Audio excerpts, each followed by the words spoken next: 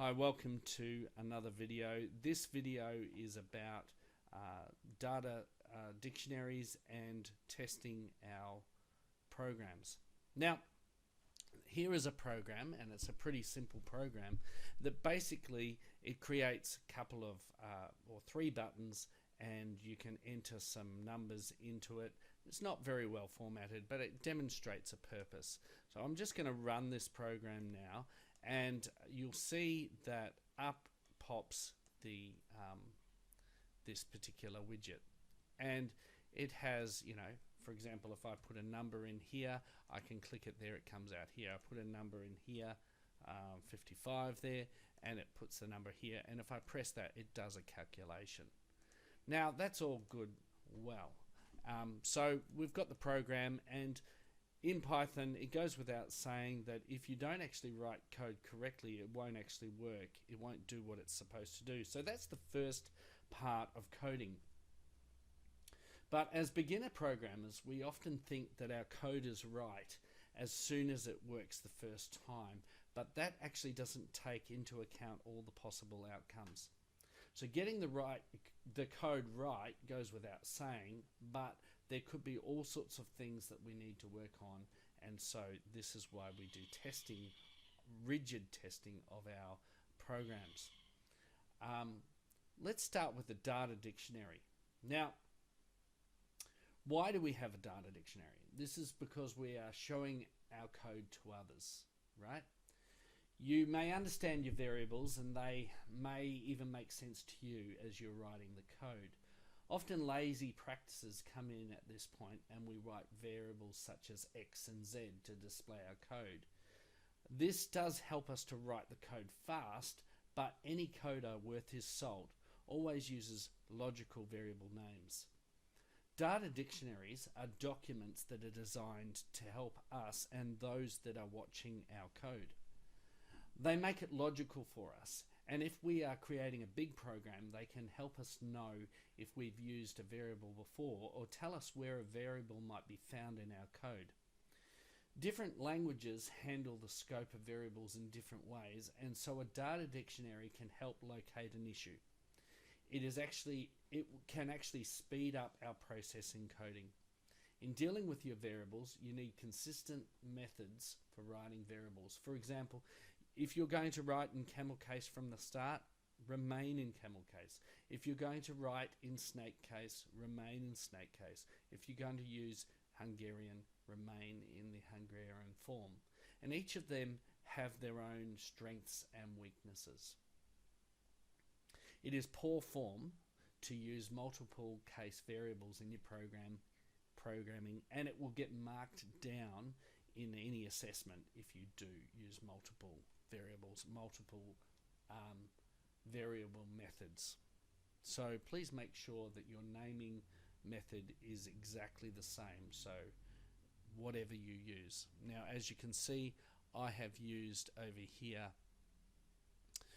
camel case. Okay, so let's have a look at a data dictionary. Okay, well, what would the data dictionary for this program actually look like? Well, if you see here, it goes through every variable that I have. So you can't find another variable in this whole program. I've checked every single one of my variables, including my labels, all the way through. And then I've made sure I've said what they were. I've said the format that they will be in, the size of them. It's not necessarily applicable for a button variable, button name variable, but that's okay. But certainly get what you can. Give the function or the purpose of that variable or that purpose of that particular named function that you've created. Then we've got an example of it. For example, if I'm entering a number, it should look like that. Here's an example of my button, that's what it should look like. Other.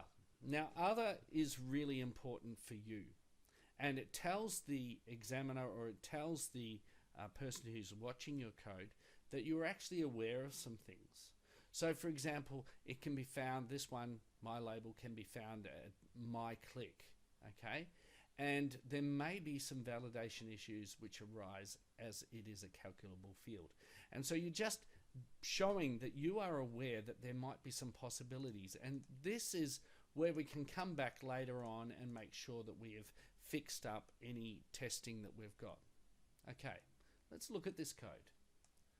If I run this code again, there are going to be some problems. It's as simple as that. For this code is very simple, and it actually doesn't demonstrate great coding. But what it does is it demonstrates a purpose. So if I go in here and I put 4 and 5 and there, it does calculate it, and I can put it over there. If I press F, it puts an F here. But as soon as I press that, we have got a problem, and it's crashed the program. It could not convert the float to string because F is an inappropriate value, and we know this. And so we can actually test all of the variables, and we need to think about the variables that we need to test and what they should look like. So this is a testing document that I have created for those particular things. Now we are talking only data to be entered into the E variable, the F1, my first button, what happens there, my second button, what happens there, and my third button, what happens there. So what I've done is I've said, well, I'm going to test 0.1, 1, 2, 99, 999, because I don't know if they're all going to work. I think they are going to work, but thinking that they're going to work is not helpful, especially if they don't. So I think they're going to work, and what is the expected result? I think it's going to work. Now, 1 I expect will fail because I haven't got data validation in here. A, I think will fail because of the same issue. Control 1, it's unknown. I'm not sure. Shift 1, I'm not sure. Maybe, possibly. I don't know. We'll see what happens. It depends on if I'm using the 1 in the number pad, the shift 1 in the number pad versus the shift 1 on the actual keyboard itself. So I've got to think like that. I've done the same variables all the way through. Then down here at my third button, both numbers entered for each one. What happens if one number and no number is entered into it? What happens if the opposite? What happens if a letter is entered in it? No, I expect it to fail. But you can see here we've got other unknowns. Okay? This is now ready, a document ready for testing. So let's test this. So I go to my code, the first one I'm going to test. Let's run it.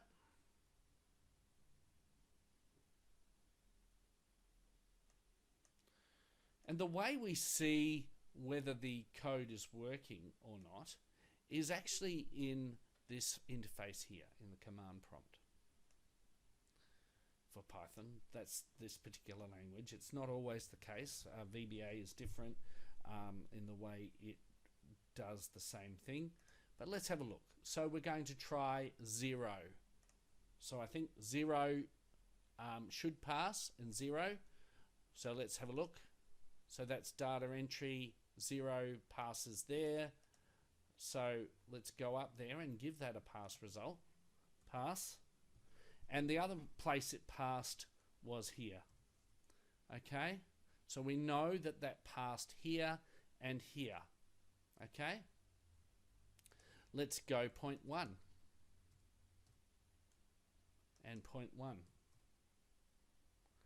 And we know if it passes, if this works. So here we go. That's a pass as well. And that's a pass as well.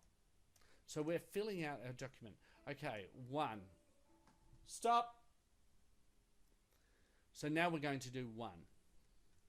So let's have a look.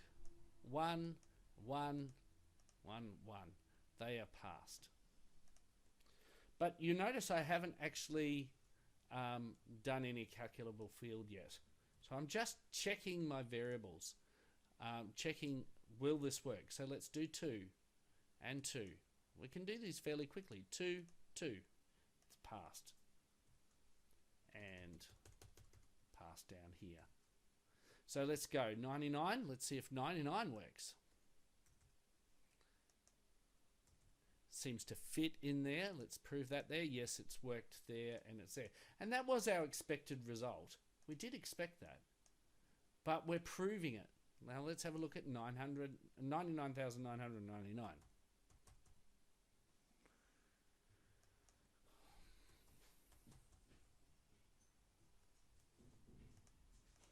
And there it is. One of the things that I haven't tried at that point is 99,999. And I wonder if that would actually pass. So let's press a comma. So that's probably something that I need to add into my, it works, but probably something that I need to add into my data validation. Okay, so let's put in 1. Now I expect this to fail, but actually now I think it'll actually pass. Watch. Pass and pass. You notice how it hasn't cleared the data here. It looks a bit weird there. So that's an interesting thing. So what's actually happening is that this is actually not passing as much as I would think it would be. See how we've still got the extra stuff around it. So that's just something. This is a reason we actually test this, because I was not expecting that, but it has happened. But this is passed for the 1, and of course for the A, it has passed. But again, we've got that issue of, we can clearly see that it hasn't cleared the whole lot. So it's fascinating. What if I pressed Control, what was it? Control 1. Control 1. It's not passed. It's not done anything.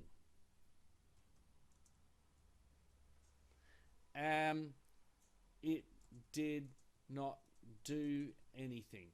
We may need to fix that up. We may not.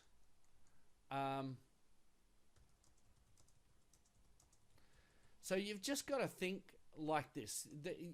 You've got to remember that a computer is a computer. Oh, this passed before. A computer is a computer, and it doesn't do the things that we expect it to. I'm just going to close it down here. And could not convert the A to a float, which is interesting. Okay, so let's run it again.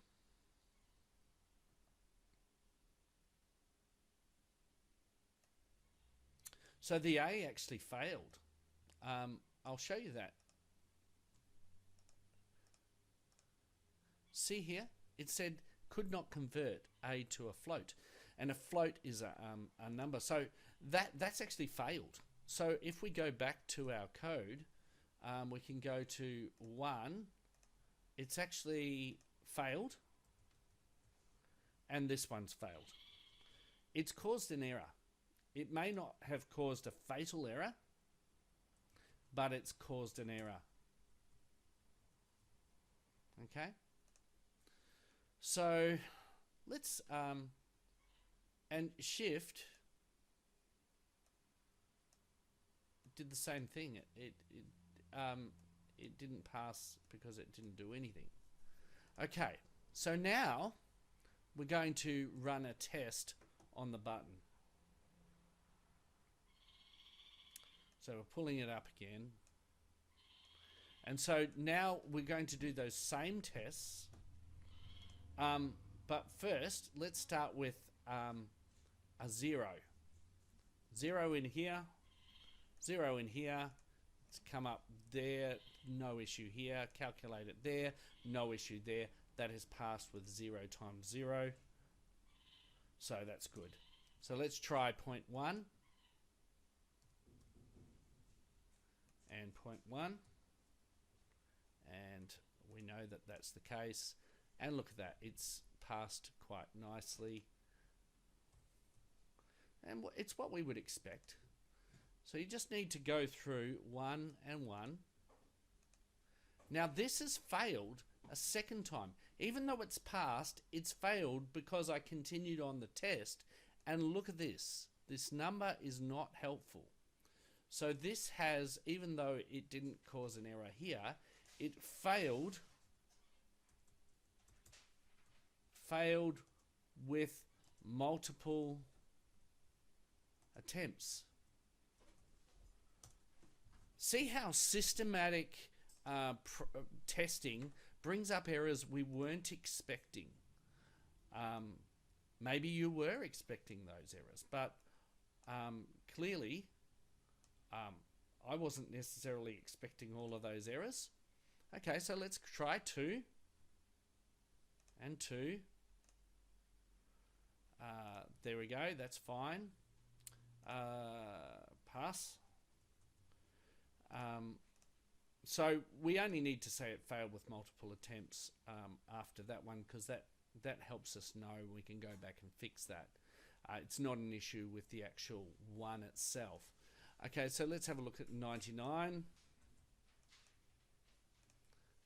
Seems to have worked. Nice. Pass. 999, and I think we'll have the same issue. So let's start with 999. 9,999. Okay, interesting. What if I put a comma there? Is it going to fail or is it going to pass? So that'll be an interesting thing. And here we've got a fail. Okay, so that failed with commas. So we've got to think like this. Okay, so let's close that down because we've already got a fail. We're going to start it again.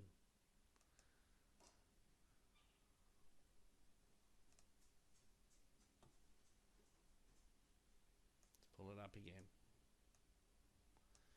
So simple projects need a lot more effort than you actually think. And I mean, we're going to prove that this one absolutely fails now in a second, just by, we're up to the third button.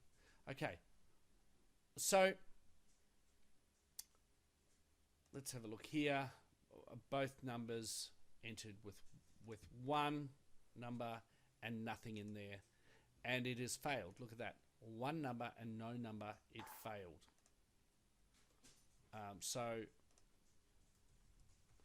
And I'm pretty sure that we could do the same thing here, and that will fail again. Yes, so that's failed. So this is what you need to do. Now let's have a look at the actual data thing. So what do we do once we've got that and we've proven that it's failed? Is there a need for fixing? No, and we can select all of that.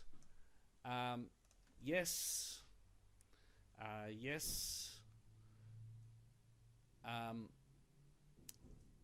This one, probably not. So you need to fill this out. How do I fix it? Well, this one will be with validation, and I've got to learn or teach myself how to do that for this particular part. So you need to fill out all of this. If they are completed, yes. Whoops. And I've done a nice little tick box there. Yes, yes, yes, yes, yes. This one's no, not completed yet. No, not completed yet. And you've got to go right through, systematically showing what you've got to do. So that's how to test our code. Catch you later, guys.